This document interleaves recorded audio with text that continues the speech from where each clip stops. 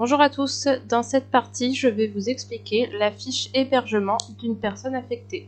On va donc sélectionner un bénéficiaire et ici on est dans la rubrique hébergement de sa fiche. On a alors la possibilité de voir quel logement elle occupe et à partir de quand. On peut créer une nouvelle affectation, modifier celle en cours ou bien la transférer vers un autre logement ou la supprimer. On peut aussi générer son attestation d'hébergement en cliquant sur cette icône et on voit alors ici qu'elle est pré-remplie. À savoir ici que c'est vraiment un exemple car nous sommes sur une base de formation. Vous aurez ici le logo de votre structure avec vos informations.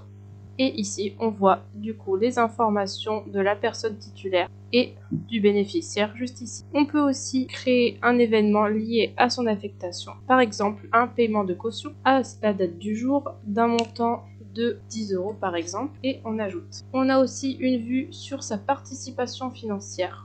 On peut ajouter un pourcentage, rajouter des prestations, un numéro allocataire et également générer des CERFA qui seront pré-remplis.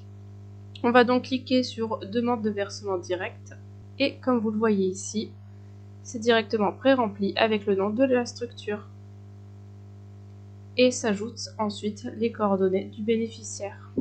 Idem ici, vous avez un second CERFA avec l'attestation de loyer. Vous avez alors, une fois que les ressources ont été remplies, le détail de celle-ci et vous pouvez en ajouter d'autres. Vous pouvez alors cliquer sur d'autres parties de sa situation financière pour avoir accès à son historique. Et vous pouvez filtrer depuis combien de mois. Vous voyez donc ici le tableau récapitulatif qui, à ce jour, que les ressources sont non définies et vous pouvez archiver alors les ressources ou générer un appel. Et enfin, tout en bas, vous avez l'historique de tout ce qui a été réalisé dans sa fiche d'hébergement. Ici, vous pouvez aussi générer en document le paiement de sa caution.